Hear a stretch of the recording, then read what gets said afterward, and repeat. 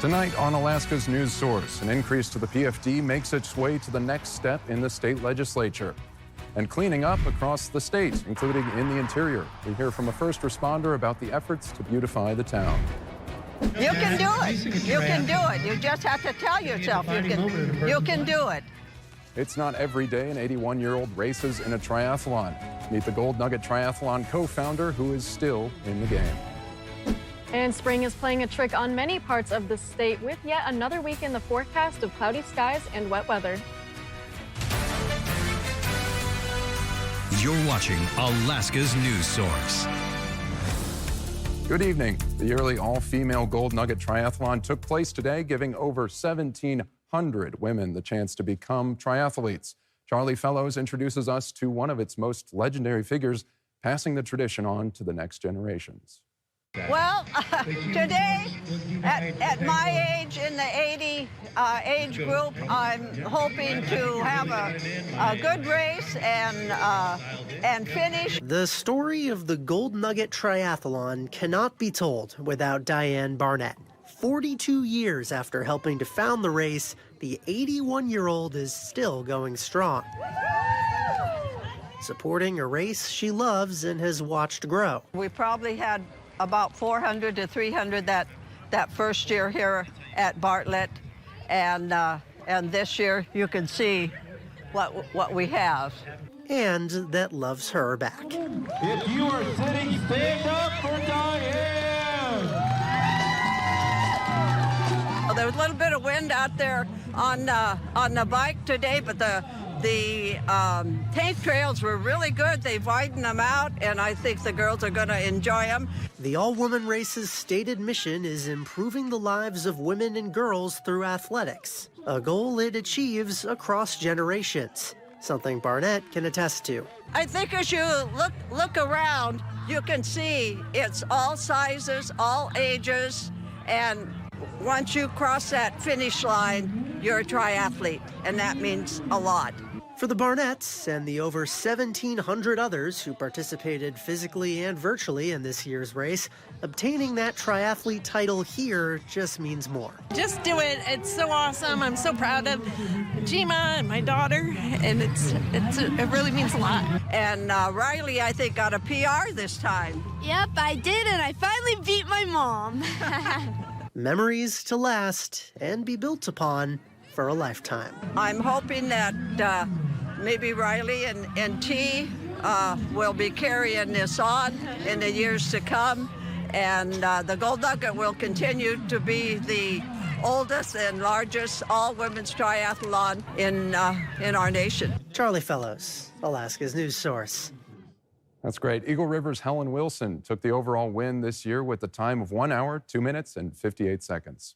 The PFD may have reached its final amount for 2026, with just 3 days left in the current legislative session.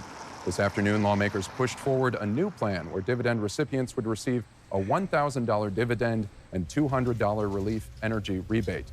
The change was made in committee and passed in a 4-2 vote, increasing the rebate amount by $50 and adding millions of dollars in state expenditures. The budget will go back to the House and Senate for a final vote before ultimately reaching the governor, who can line item veto from the budget. Alaska smoke jumpers did their first fire jump of the season. U.S. Wildland Fire Service says the crew of 8 was responding to a wildfire about 5 miles south of Stebbins yesterday. It's being called the Little Fire. The aircraft left from Fort Wainwright and got to the fire about 2 hours after the report. U.S. Wildland Fire Service said at that time the fire was about 100 acres, and the fire grew to about 17 acres, and smoke jumpers are mopping it up today. We're 34 days away from the summer solstice, and cloudy skies are not letting up in South Central. As the saying goes, April showers and apparently May showers bring June flowers, hopefully. Bailey, what is this week's forecast looking like? Oh, we have more of those May showers in the forecast, especially for southeast and those coastal areas in South Central. Still have a lot of that cloud cover in South Central, and that's not going to let up through the work week, so just keep that on your mind. Lots of those cloudy skies in Anchorage with even just a little bit of that rain starting to pop in. Now for the interior, you are staying mostly dry and seeing a lot more of that sunshine than many parts of the state. Temperatures riding into the 60s across the interior, while all the southern areas in Alaska are still facing more wet conditions and cloudy conditions. With that precipitation just from today in South Central, almost 3 inches of just rain in Portage Glacier over the last 24 hours, and even more is expected. All the coastal areas where you're seeing numbers are another area that you can expect more of that rain into tomorrow. In Southeast, the heaviest amounts of that rainfall was in Yakutat, just a little over 1.5 inches of that rain, and you can expect more of those scattered showers into Juneau. Lighter conditions expected in southern areas of the Panhandle, but as we look ahead, that storm is starting to dissipate just a little bit more. You can expect drying conditions into Anchorage, but again, mostly cloudy skies. We'll see a return in that wet weather by the time that Monday night rolls around, and even into Tuesday, with that next storm beginning to make its landfall after moving through the Aleutian chain. But for tomorrow, expect mostly cloudy skies across South Central. Coastal areas can see a little bit more rain, partly sunny skies in Fairbanks, very similar to what you've seen the last couple of days, but wet weather still likely in Juneau and even in Bethel. We're still monitoring that flood warning and flood watch, but we also have that winter weather advisory into the Seward Peninsula. So for tomorrow, look forward to temperatures across into the 60s in the interior and into the 50s in South Central.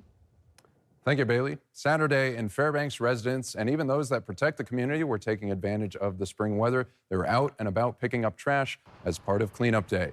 Officially known as Golden Heart Cleanup Day, organizations from across the borough partner with residents to remove the trash that got buried under the snow over the long winter.